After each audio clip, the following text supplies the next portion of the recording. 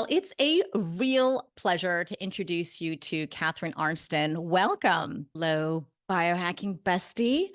Welcome to another episode, a solo episode of the Hack My Age podcast.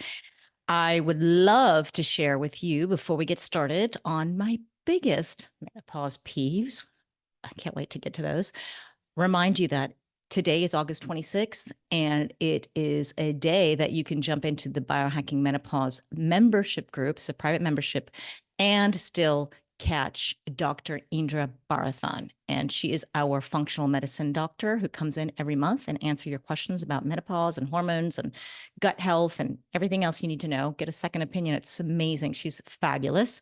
And on August 30th, we have Carol Peterson, and she is a compounding pharmacist. She knows a lot about progesterone, particularly a lot about hormones in general. She's been treating women in menopause for 3 decades, just a little while. So she's experienced, someone you can also ask questions to. These are live Q&As. This is not a presentation or something to listen to. You come with your questions, and it's just for you. Right. So jump in on that. And if you sign up before August 30th or the end of the month or September 1st, let's say, you can still take part in our giveaway. Every month we have giveaways, free stuff. It's amazing. This month we have a true diagnostic biological age test kit, and that is $230 value. Joining our group is $24.99. It's a no-brainer. And we also get to choose 4 people who will get the kit at $150. It's really great. It's so awesome. So join the Biohacking Menopause membership group. Link is in the show notes. As well, if you next month, you may want to learn about exosomes and stem cells with Dr. Jeffrey Gross. We have Dr. Fiona Lovely, talks about brain health, and she's also been treating women in menopause. Got a great podcast herself called Not Your Mother's Menopause. And our giveaway next month is Nebu Naturals. This is, she's got a whole beauty basket. You know, you've been hearing me talk about this a lot. It's a serum, skincare. It's more, actually, I call it makeup plus makeup because it takes care of your skin at the same time you wear makeup, gives you this beautiful glow because there's astaxanthin in there. Astaxanthin, as you know, is my favorite supplement, one of my favorite supplements. You know, Primatine and Spermidine is my favorite too. But in terms of supplements that you can put on your face, honestly, I've never heard of it. So go and check out Nebu Naturals if you can't wait. There's a 20% discount with the code Zora if you can't wait, or you just jump in to get that basket that's like 250 pounds, which is almost $300 to grab that again. Like, that she's so generous. Absolutely love Nikki Burns, who created Nebu Naturals. And sign up to the newsletter. It's getting super juicy now. I've got such great tips in there, as well as just what's coming up. Go to hackmyage.com and you will see either a pop-up or go to the bottom of the page and sign up there. And don't forget to rate and review Hack My Age, the podcast, right on Apple or Spotify, wherever you listen to your pod. Thank you so much to those who already done that. And thank you for those who are in our Biohacking Menopause group. You know how awesome that is. And I appreciate you, and everyone else in the group appreciates you too. So let's talk about pet peeves. Okay. I got a couple of them when it comes to menopause. And most of these come from when I interview women on the streets of wherever. I've been to 21 different countries, or I've interviewed women from 21 different countries. I've gone through 124 women is right now, and not to mention the countless of rejections I get. And I also talk to women off camera as well. And of course, my friends and people I just meet anyways. And often when I ask my questions, you know, hey, can I talk to you about menopause? I get, oh, I didn't have menopause, or I didn't go through menopause, or don't have it. And kind of like a look of ew. and my sex question is, well, how old are you? And they would say like 60 or 55 or 65. And I said, okay, do you still have your period? No. And I said, okay, well, you are technically in menopause. 12 consecutive months without your period, you're officially in menopause. Okay. What these women are referring to is that they didn't experience those symptoms that we all know about, like hot flashes, mood swings, or missed periods, or periods are gone. But did you know that there are over 100 symptoms of menopause? Yes. Yes. I've got a blog article about it in the show notes. A lot of the common ones that people know are sleep disturbances, vaginal dryness, weight gain, brain fog, hair loss, joint pain, gut issues, heart palpitations, breast tenderness, low libido. And these women I'm talking to are not really aware of those, which are quite common.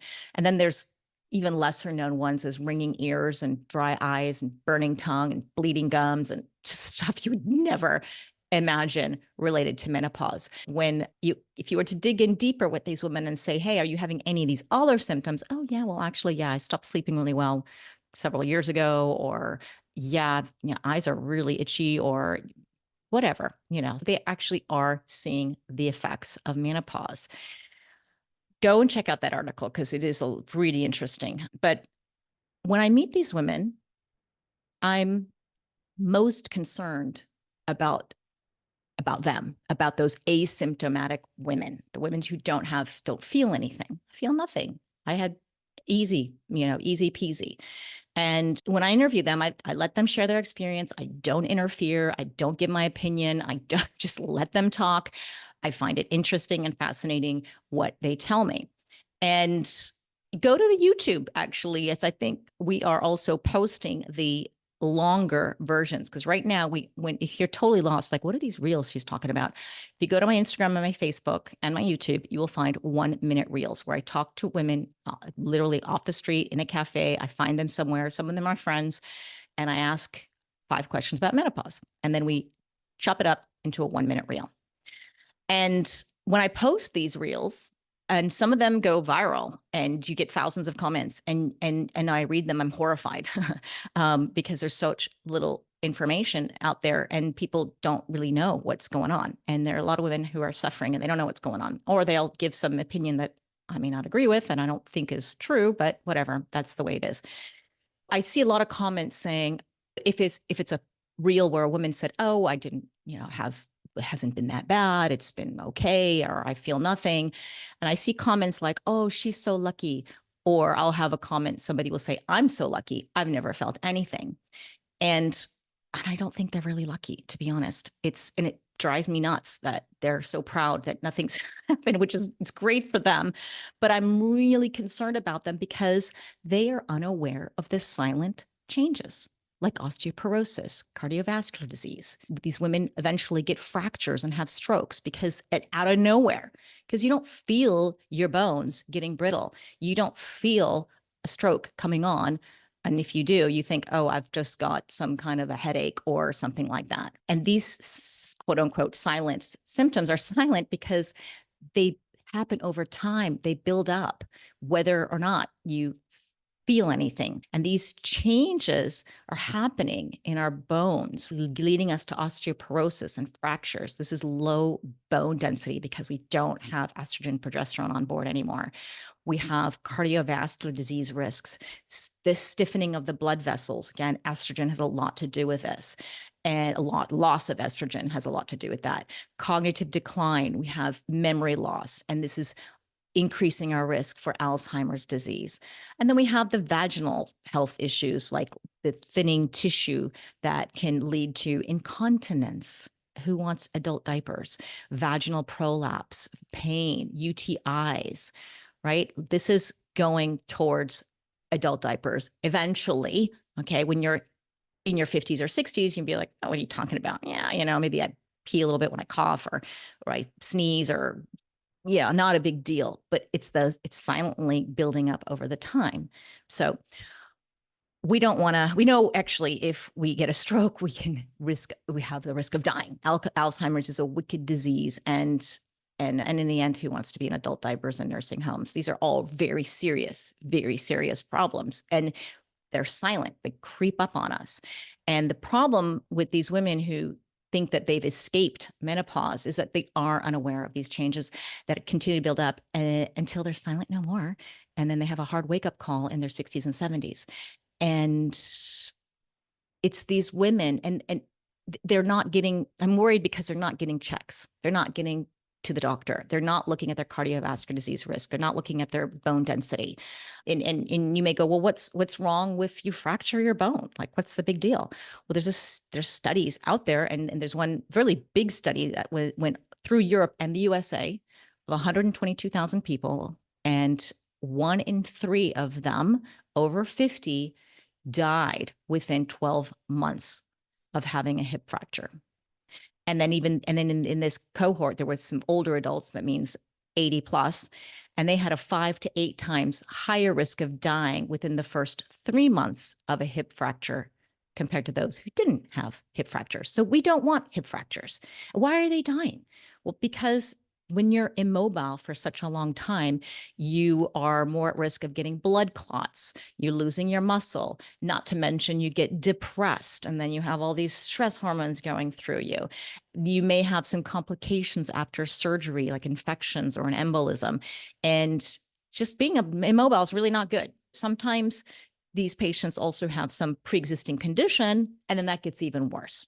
These women who are all just quote unquote feeling great, I don't feel anything, they're not getting their checkups. And you'll hear in my questions to them, I'll ask, have you gotten your bones checked? No. Well, like, they look at me like, why no? Or they can't make that correlation. The next question I should be asking them is, how is your cholesterol and blood pressure and stuff like that? So what do we do about this, ladies? Well, we can do a lot to lower our risk of osteoporosis and fractures and cardiovascular disease and Alzheimer's and vaginal issues. I believe, now everybody has to do their own research, but I believe bioidentical hormone therapy, replenishing and topping up our own natural hormones, in addition to a healthy diet and a healthy lifestyle. It's not just one or the other, it's all of these together. This is what I'm doing. And the research has just clearly shown that the earlier you start hormone therapy during perimenopause or as close to menopause as possible, the better. And when it's done correctly, because I meet a lot of women who are like, oh, I feel worse, or I can't lose my weight, and I sleep great, but I'm still fat, or just so many problems can happen. It's not a one size fits all, but when it's done correctly and you figure that out with your doctor, you are supporting your efforts to have a healthy diet and lifestyle. No more hot flashes at night or night sweats. Well, now you got energy to go to the gym, or now your appetite hormones are not going wonky, so you can actually feel like eating broccoli and salmon. They're supporting what you should be doing anyways, plus protecting our bones, our brains, our heart, our breasts, our vaginas. I've done my research. Now you can do yours. I don't want to bully anyone into taking hormones. It's just, I'm fascinated with the research that we do have that's out there. That's my pet peeve number 1. Pet peeve number 2 is when I also stop women on the street and I ask them about, can I ask you about menopause? Oh, menopause. Oh, that's not for me yet. I'm only 45. What these women don't realize is that menopause is a one-day event. It's that when you hit that 12 consecutive months without your period, that's menopause. Everything before is peri or pre, if you go even earlier, or post-menopause. And the average age of menopause is 51. Unless you're in India, it's 48, even younger. And the average age of perimenopause is around, on average, 5 years before that menopause one-day event happens, sometimes 10. Progesterone also tanks at 35. But a lot of women didn't know. I had no idea. Now in retrospect, I'm like, oh, okay, that's what's going on. 35 on average is when our progesterone takes a steep decline. Like, it goes really fast relative to estrogen. It's, estrogen is going away, but not as fast. We got to be aware that if that's happening, then perimenopause can be starting in our mid 30s. And here's a woman who's 45 saying, I'm way far away from menopause. And it's perimenopause is when we struggle the most. Most women I interview post-menopause, when they figure it all out and their hormones either flatlined or they figured it out, balanced them out, they're feeling great. It's like the best time. And it's funny because they they sometimes look at me going, it's so good on the other side. It's so good. Like I can't wait, because they know how women can struggle. Perhaps they did themselves, and they know how hard it is. And then once you figured it out, once you're past this, it's so much better. So hang in there. But again, we do not need to suffer. Menopause will happen no matter how healthy you are. There's not one woman I know who's gotten away with it unless she's died before menopause. So you are lucky if you get to menopause, if you can reach that age. And what we do need to be aware of is, yes, perimenopause. And I'm not even counting the premature menopause that can happen in your 30s or even younger, or the surgical menopause. Those are more rare, but it's not rare to be losing your progesterone at 35. It's not rare to be in perimenopause at 45. So wake up. Menopause is not for old women. And I think some of these women look at me like, oh gosh, no, so far away from menopause, because they're having this stigma that menopause equals old. And my experience in Prague, where I've spent 3 weeks searching, it's been hard to get to a woman to talk to me. It's the hardest country I've ever been, where to get a woman to talk about menopause. Latvia and Poland were also very difficult. Those women were more like, oh, I'm really shy. I don't want to be on the camera. I don't want to talk about it. Here in Prague, I get dirty looks, get out of my face. Like, how dare you ask me? That is so rude.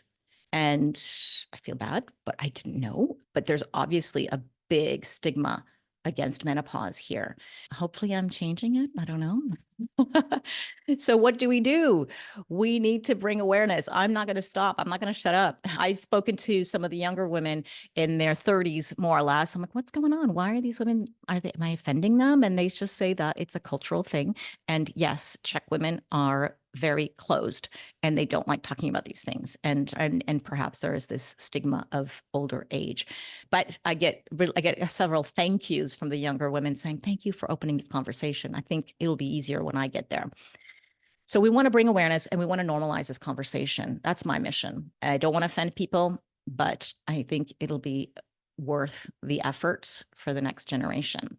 And I think maybe we need to rebrand the word menopause. I mean, really, if you're getting offended about it, I have no idea how to rebrand it. If you do, send me a message. I'd love to know what we can call menopause instead.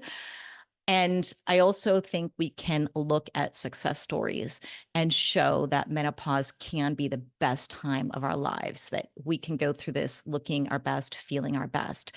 Unfortunately, there's too much negativity on social media or amongst women. If you are talking about it, that it is really bad. Let's try to have more success stories too. Now, my third pet peeve, plowing through this, is when I interview women, I sometimes get, when I say, hey, have you considered hormone therapy, or have you ever taken hormone therapy? And I get this, no, I'm doing it naturally, or I did menopause naturally.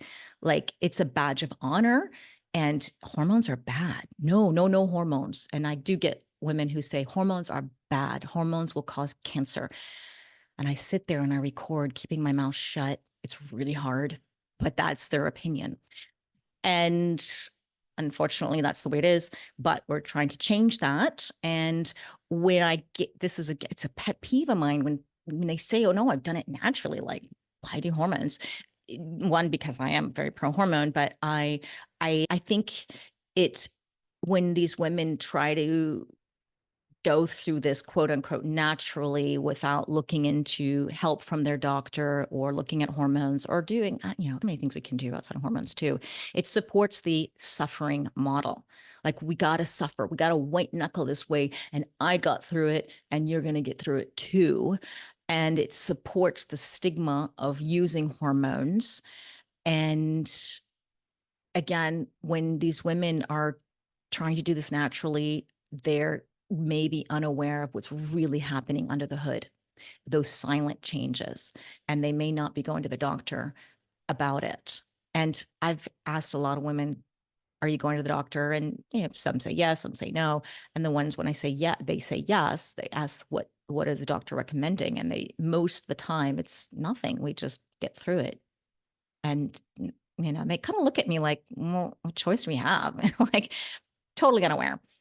And I know hormones are not for everyone. Okay. I hate to be that person who's trying to convince everybody. And I try to reel myself back and let a woman make her choices. But please, I hope all these other women are allowing women to make their choices without feeling bad about it. Do naturally if you want, and if you are taking hormones, don't make someone feel bad because they're not. We're not going to bully anyone into hormones or out of hormones. When women say I want to do this naturally, personally, I don't think there's anything more natural than our own hormones, and bioidentical hormones are identical to our body. That's why they sound the same.